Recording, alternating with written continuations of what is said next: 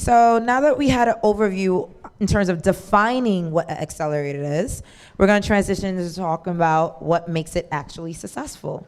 So we already talked about this kind of via email chat in terms of like the 3 basic questions we'll go over in the next 30 minutes. So we'll start by, of course, giving a brief overview of your background. How did you get into this space? And then pretty much give a synthesis of what is your opinion of the trends in the accelerator ecosystem today? It's about 4,000 counting. It's moving really rapidly. What is your opinion of the industry today? So, cool. Well, thank you for having me. So to give you a bit of background, I was on the early founding team of WeWork, and we started what we called WeWork Labs, and it was our take on a startup incubator that was a little different from what existed at the time. Now, this is 8 years ago. In the back, please. So this was 8 years ago, and we really wanted to take a different take, which was to say that we didn't necessarily want to create a program where people had to go through and had a set defined goal at the end of it. That's not right for everyone. We heard in the last panel there's different types of incubators, and our take was to say you come here to connect with the community. And at the time, New York was growing, right? WeWork was not a multi-billion-dollar company. Many of the billion-dollar exits that have now happened in the city where there's great talent had not yet happened. So we thought there's a great way to connect people with others in the community to help them grow their businesses. And so we looked at it more as an incubator. And we did that for a number of years. It's been through a number of iterations. There are a couple of current WeWork Labs team members that are running that program here right now in the audience, so you can find them today and say hi, and maybe it's the right fit for you. But the thing I was going to say is that through that process, one of the things I realized is that I wanted to be investing in companies directly, and that was not our focus in our version of incubator. So about 2 years ago, I joined my partners at Flybridge, and now I run a seed fund split between New York and Boston, where we invest very early stage, the first few $100K to the first couple $1 million into companies across the Eastern Seaboard and elsewhere in the country. Awesome, thank you. Hi, I am Jackie Trebilcock, and I run the New York Fashion Tech Lab. A little bit about what the New York Fashion Tech Lab is. I don't often describe it as an accelerator, although when I want to quickly explain what it is, I'll use that term. But we're a nonprofit program for women in tech, and further specific to B2B fashion and retail technology. It's corporately sponsored, meaning it's sponsored by leading retailers and brands. That's how we fund the program. We don't invest or take equity in the companies. And we run one 12-week program a year that runs March to June, and we focus on early to growth stage, at the very least beyond beta, or in beta beyond ideation phase. And it was started in 2014. And it was started by a larger organization, which is who I work for directly, which is called Springboard Enterprises. They've been around since 2000, so about 18 years. They were one of the first accelerators. They're also a nonprofit supporting women in different sectors like life science and biotech, some media, ad tech, general tech, and they run programs globally. They've worked with now, I think the current number is 718 women in tech who've gone on to raise 8.3 billion, 17 IPOs. So it's a really impressive network, and New York Fashion Tech Lab is just one of the programs that they produce. A little bit different of a model where I think of Springboard as a venture catalyst. New York Fashion Tech Lab is more of a business catalyst. What we're monitoring is pilots and partnerships that happen between the retailers and the emerging tech companies, although we also help with fundraising and general elements that many accelerators have, like a mentor network and co-working space, sessions and panels and networking events, and a demo day to kind of end it off.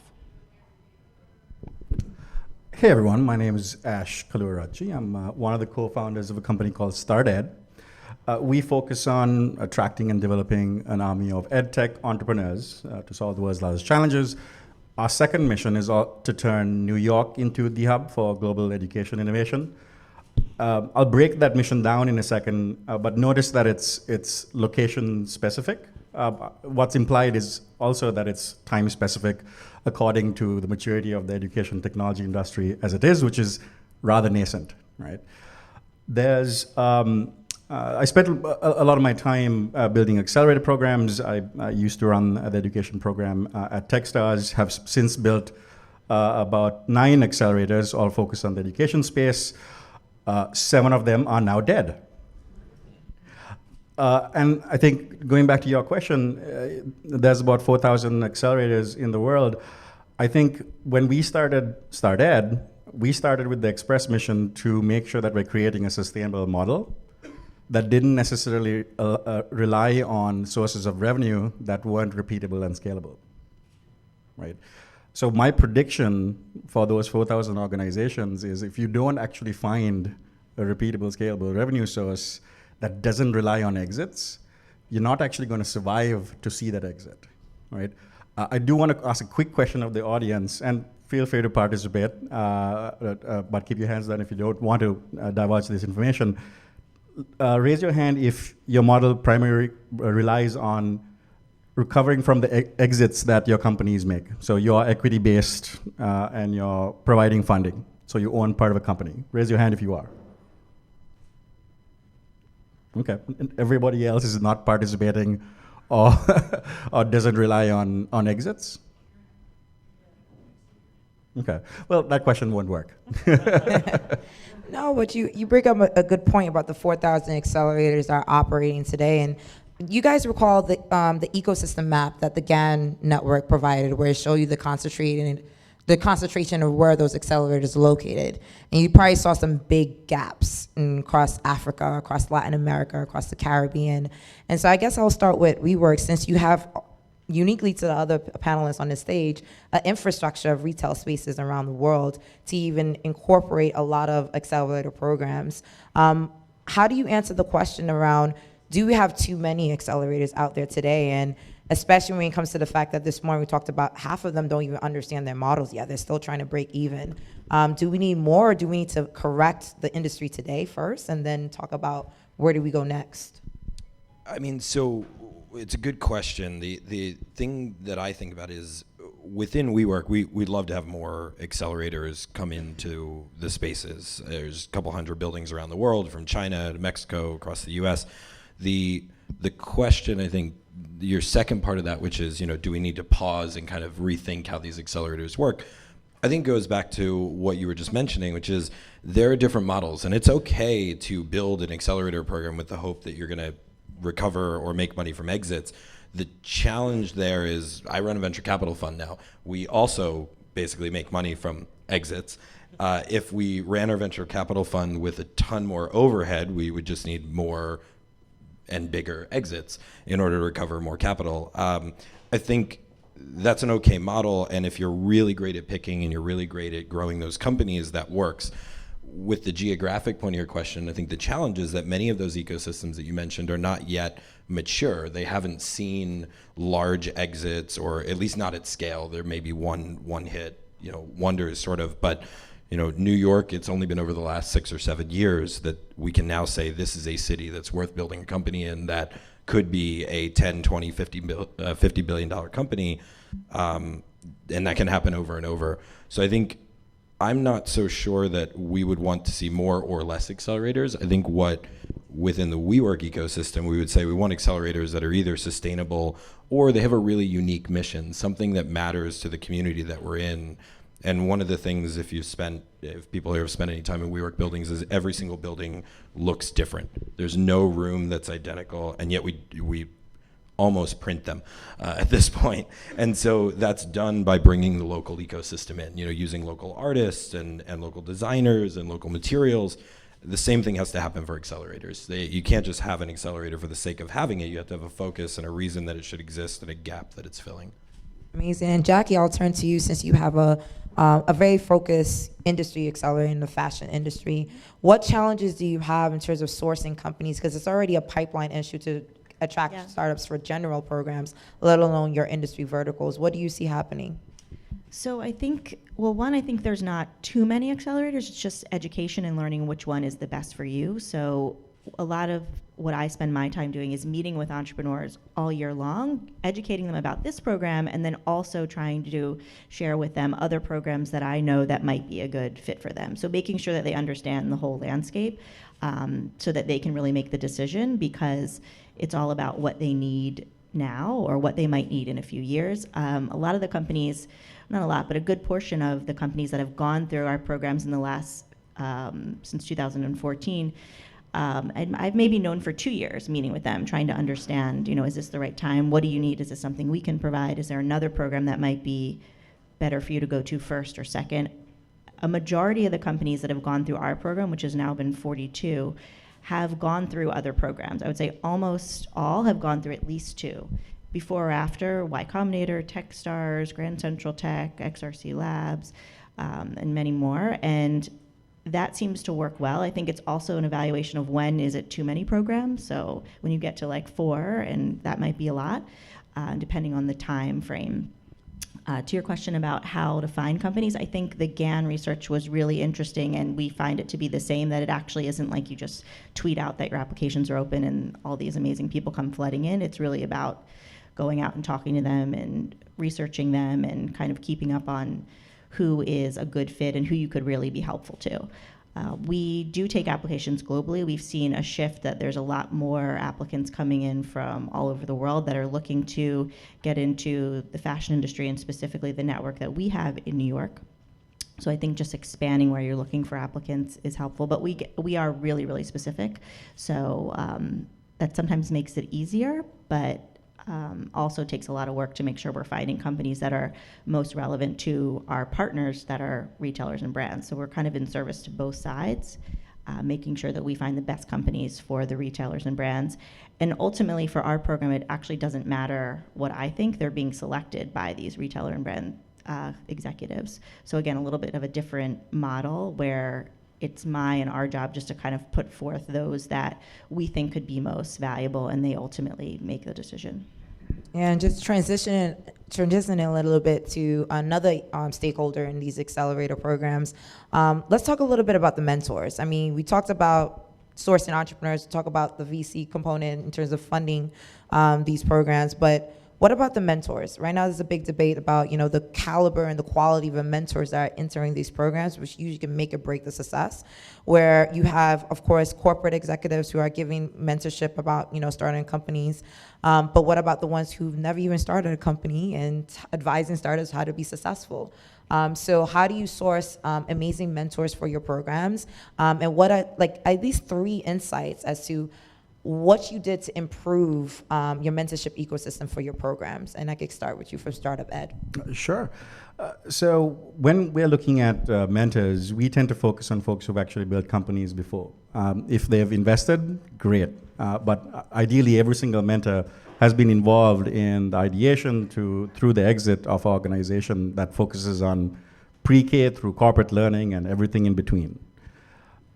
When you boil that down, in New York, that's only about 150 people, right? So that tends to be our mentor network. Now, the experience in itself is not sufficient. While practitioners are great at practicing, they aren't necessarily great at transferring that knowledge, i.e. educating. So a lot of our time is actually spent on teaching people who are really good at something to transfer that experience, package it, communicate it, personalize it, right? One of the ways that we think about accelerators is also thinking of them as schools, or what schools should be. Simply because if a school is doing its job, the educator would only benefit if the student succeeds. So by definition, an accelerator is investing in its students, and if that student succeeds, then that educator benefits. It's also project-based learning. You're also creating jobs rather than students going out and receiving them. So from that perspective, we tend to look at gaining mentors as bringing on and training educators.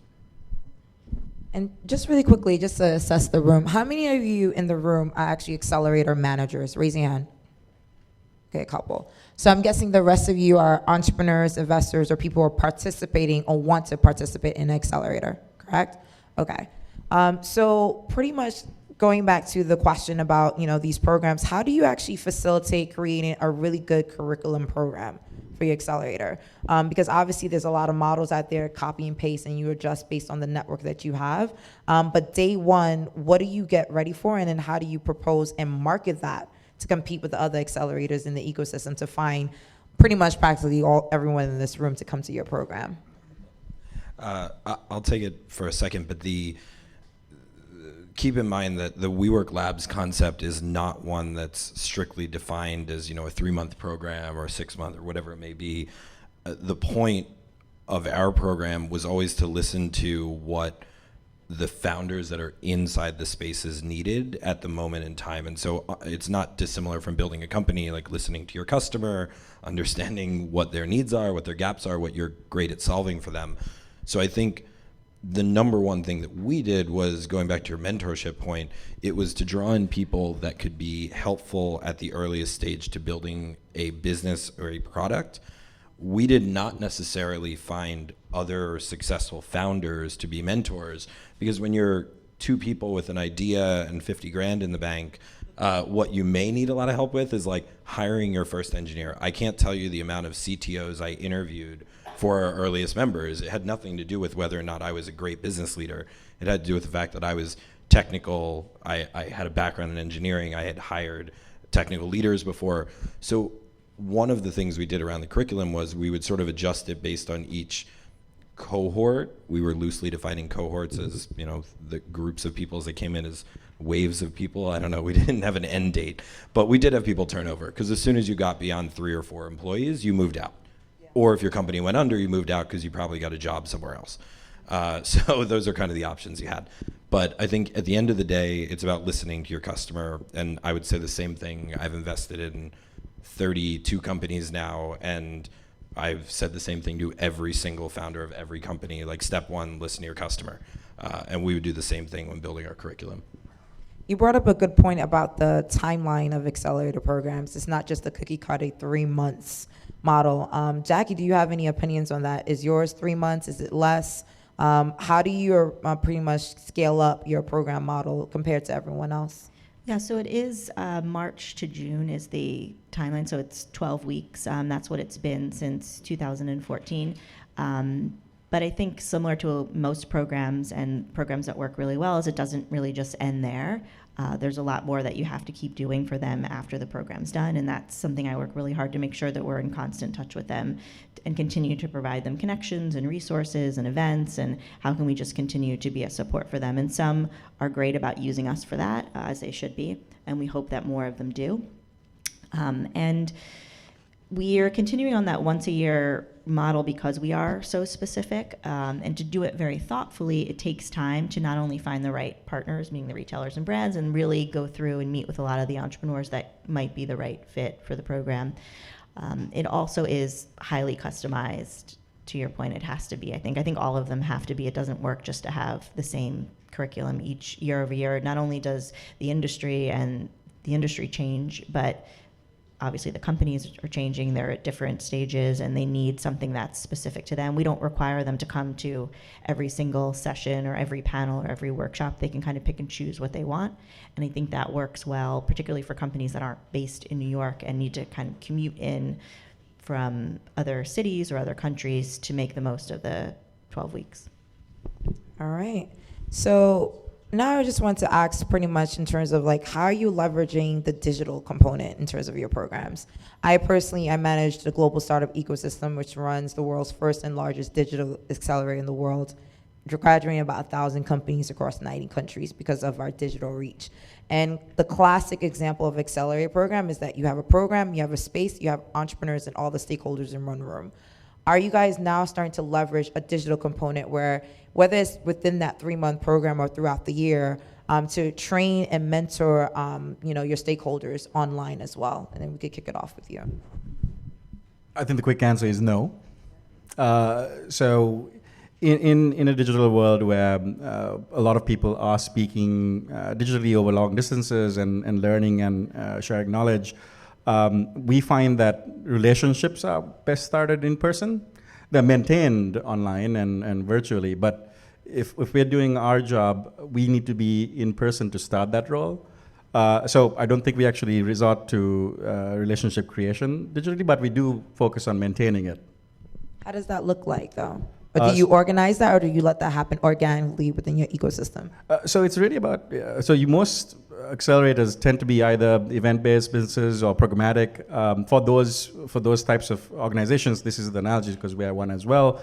consistently creating a community of people that are speaking across the course of the year, sharing the challenges that they experience on a daily basis, and being able to plug into that conversation is usually what founders need. So we do that through simply using Zoom and an online platform. I'll say we have over now 500 people that work for WeWork that build digital products. So those are engineers, designers, product leaders. Most of those products are used by most of the members. There's over 200,000 people in WeWork buildings now. But similarly, I think it's very rare that a deep relationship gets built purely over digital to start. That may be a bias because we have these buildings, so you walk in the building and you see somebody at the coffee machine, they're wearing some startup shirt, and you're like, oh, do you work for that startup? And most of the time they do. And so I think that's where you see the relationships get created. I do think that we have leveraged digital products more for scheduling and sort of organization of things. So when you have hundreds of spaces and hundreds of thousands of people, you can't sort of send email blasts out anymore. You can't all be in a Slack channel together and like, hey, do you want to come to this event? And 200,000 people send an emoji back would not be a very good channel to be in. So I think in that regard, we use it for organizing, but not so much for the creation of value. At the end of the day, I'm sure people use it to reach out on their own. That's not it's not something that we would control at WeWork, but it's definitely not sort of the focus point when we think about what WeWork Labs does.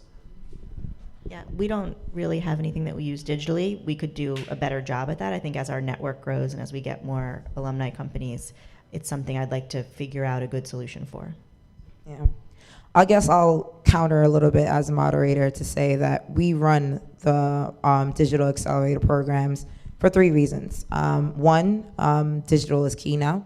A lot of entrepreneurs want more flexibility to reach mentors outside of their local community, and that's a great way to tap into it. Second is really also being able to customize per entrepreneur. A lot of times, a lot of accelerator program, you have a strict, curriculum model, and being able to have a digital component, you could scale faster and be able to customize depending on the vertical and depending on the industry. And finally, just reaching places that we talked about before. I just flew in from Haiti last night. Haiti now is scaling incubators across the country because of our accelerator programs online, because they were able to reach global ecosystems. So pretty much just understanding like the accelerator model in different forms, I think that's the direction that we're moving in, which leads to my next question, which is, can you name one trend that you're seeing, aside from the digital component, in terms of like what's making accelerators operate today differently? Because when we first started with, let's say, Y Combinator and Techstars and 500 startups, pretty much everyone was looking at Silicon Valley. Now we're looking at tech hubs like New York, we're looking at London, we're looking at different places. So what is a new trend that you see that scares you? And what's the new trend that excites you about the accelerator industry today? I'll wear the investor hat for a second. I think the trend that we're seeing often now is companies going through 2, 3, 4 different accelerator programs. Accelerator hopping. Yeah, well, and so I don't necessarily mind it if there's deep value in each of them. So as you go through stages of your business, that may be helpful. The challenge is that how you choose to spend your equity, how you choose to sell your equity is a relatively clear indicator of how you'll make other business decisions. So if, coming out of a couple of accelerator programs, you've got your early beta and you've already given away, 15, 20% of your company, I'm not sure that I have as much confidence that when it comes time to selling your product, you're not going to give that away too, and it's going to take you longer to build a sustainable business. So that's one thing that we're seeing a lot of is we see companies and they have like 5 logos in their slides of like accelerator programs. And again, if you come to the table and you say, this is exactly why we went to that, this is what we got out of it, this is where the value was, that's great. It's often like, well, this one gave us 50K, this one gave us 15, this one was last summer and we wanted to go live in Hawaii for 3 months, so like we went to Hawaii. That's fine, but it's definitely a trend that we're seeing that a few years ago, it was, you went to YC and then you raised $2 to $4 million and then you were off and you didn't jump into an accelerator program again unless there was something very, very particular. And so I think it's a trend. I don't know that it scares me. It's a trend that we're seeing more often, and it's one that causes us to pause a little bit kind of in the pitch to say, how did you make these decisions? And what excites you? Well, what excites me are companies that come out of these accelerators that have really gained real traction. I mean, we just invested in a company that just went into IC. It's a developer platform that is doing 200 million requests a month already. They've been bootstrapping it for 6 months. What will excite me is if the focus that YC puts on, building a product, when they come out, they're doing 1 billion requests a month. So I think that's something that's a little bit different from maybe 5 or 6 years ago too, which is you can make a lot more progress in a few months with all of the platforms that exist. Just think about 11 years ago, Amazon Web Services didn't exist. Like, you had to own servers and hardware. The fact that those things exist now mean that these accelerator programs can actually accelerate. So I mean, that's, it's a trend that's shifted a little, although it was always the definition of an accelerator program. So I don't think it scares me, but is a challenge, I think, is keeping up with all the different programs, right? As I mentioned before, trying to always, when an entrepreneur comes to me, say, okay, maybe you're not the right fit for us for reasons or not today, but always trying to remember which ones would be a fit. So I think a challenge is kind of keeping up with that, and an opportunity, or what excites me, is events like this or communities like this that allows you the opportunity to learn a little bit more about what we all do so that I can make better recommendations or better introductions. But I think there could be a way for us to organize that, even for the entrepreneur, so they have a way that they can do research and understand what's a good fit for them. Well, what scares me is usually just making revenue and payroll. Right. Most accelerators tend to be, even if you don't want to admit it, startups, right? And you need to hold yourself by the same standards in that case that you do with the startups that you're supporting. If that is your case, then there's a lot to be learned by sharing those challenges with your peers and then sharing resources. So what we've done here in New York is, for those of you for visiting the city, put together a group that shares best practices around how to work with sponsors, how to find mentors. So John Lynn and several others in this room put together New York Innovation Collective, which is a nonprofit organization that meets pretty often, and it was involved in putting this event together as well. What excites me is probably the focus on acceleration that's starting out in New York. And when I say starting out, I think it is relative to the Bay Area, right? I'm going to call out the one gigantic comparison, and the elephant that isn't in this room because it's on the other coast, right? We are catching up in terms of the number of startups in the space. We are probably not catching up in terms of the quality of startups yet, but I see us catching up. I can speak to the education space specifically. A few years ago, there was probably about 800 companies that defined themselves as solving problems in education in New York. Now there's 1,000. And now in the Bay Area, there used to be 1,000, now there's 800. Right? So there's this shift of startups that are solving problems in complex spaces, perhaps spaces that require more of a B2B focus rather than a consumer focus, that are shifting to this coast, and that excites me. I think one thing that you mentioned is the shift. A lot of that from our take, at least in the early days of WeWork, we saw this, and we definitely see it on the venture side, is success begets more success. So it's finally caught up that you can build a big business here in New York that's tech focused. One of our portfolio companies, MongoDB, just went public. And, at some point in their journey, they thought to themselves, do we have to leave New York? Do we have to move to the Bay Area in order to scale this business? That entire team is still here in New York. All the best engineering talent, all the best product talent, I'm not telling anybody they should go steal the talent, but they're here in New York. They're investing in New York. They're going to be available as mentors in New York, and they're going to raise their families here, and they're probably going to build their next companies here too. And so I think that's a trend that started just in the last few years, and it's accelerated quite quickly. And as we see that happen more and more, I think you'll get better mentors, you'll get better programming, you'll get better sponsors. These companies that are successful can then be participants as sponsors. And so it's only natural that we'll see that flip happen from the Bay Area to here. There's no shortage of amazing talent kind of in both places. So I'm not super worried for the Bay Area, like they'll be okay. But I think, we're definitely benefiting from this sort of wave of success that's happened, and people want to be here.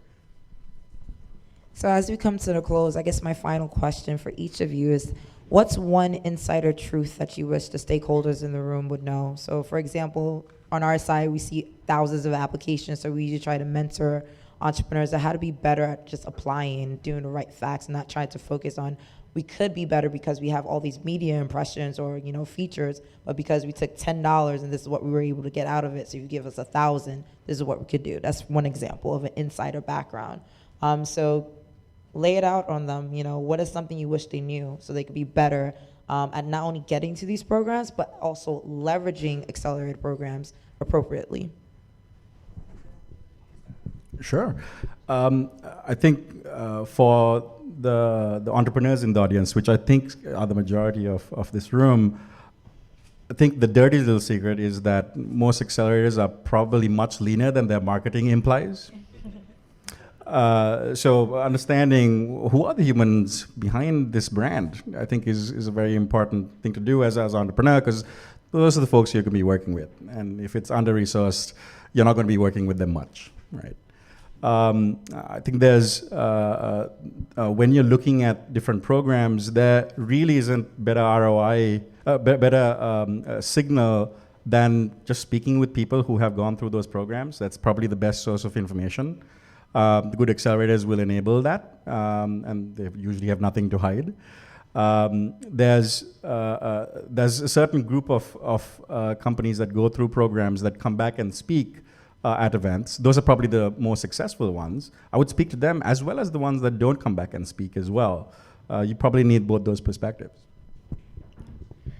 I would say asking for what you want on both sides, whether you're participating as a sponsor or partner or involved as a mentor, and then same for the entrepreneurs, making sure you're really vocal about what you're looking for and what you want to get, and don't be afraid to ask directly or engage the team that's working on the program to make sure you get what you need.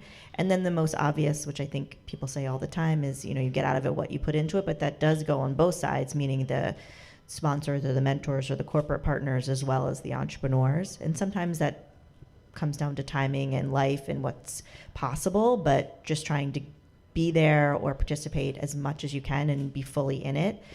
We've seen it have huge returns. I think I'll say something for the people that are running accelerators here, which is, even though if you're an accelerator that takes equity in companies, typically you're taking common shares. A lot of times I've seen accelerators kind of back off very quickly after companies sort of graduate, and they let those founders go off and do their thing. They make their networks available. The challenge is that you, even though you may own common shares, you are a shareholder in the company, and on the investor side, we look at that and we ask a lot of questions about it. We want to know what founders got out of it. We recommend accelerators and incubators to founders sometimes if they're at that stage, but we consider you to be a part of the cap table. I mean, you are a part of the cap table, but we consider you to be sort of equals. And so how you sort of act 5 to 7 years down the line, which for many of these programs may not exist anymore, but you will still be on the cap table, is really important. A fund runs for 10 years. Like when we invest in a company today, we're thinking about 10 years out. We're still going to be involved in some manner, and we will hopefully, if we're in a company like SendGrid, where they went through an accelerator program, hopefully we're going to be standing up there when they IPO, because we were a part of that first go round of investors or accelerators. So my one sort of insider thing is to realize that once you become a shareholder, there's a set of responsibilities that you have. One of the biggest ones is timeliness, like being available to your founders basically forever, or for what most people consider forever. And we don't always see that. A lot of times we'll ask questions of our founders and say, can we talk to this person? And say, oh, well, they were at that accelerator, 3 years ago. They're now working somewhere in Europe, and I haven't talked to them. It's like, wow, those people own 6% of your company. After this round, they'll be maybe 4%, but like they're real shareholders in your business. So I think treat every one of those companies as a portfolio company, truly as an investor, as a responsible party. All right, so we have time for one quick question before we close. Anyone? Real quick. Really quickly.